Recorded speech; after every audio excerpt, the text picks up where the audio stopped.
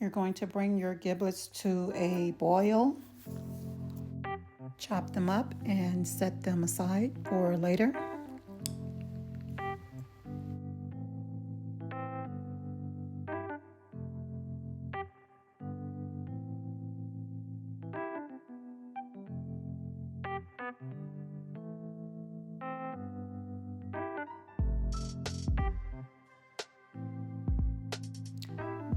My gravy mix is now starting to thicken up. So I'm tasting to see just how much seasoning I need to add in.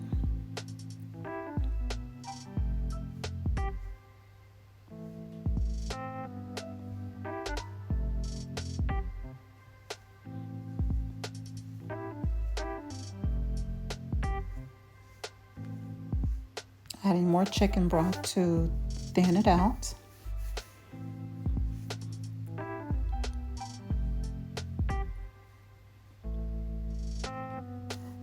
I have some chopped onions here, my boiled eggs, chopped up giblets going in there, and dried parsley flakes.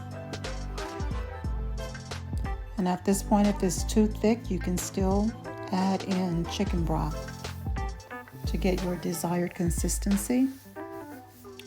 And this is the finished product.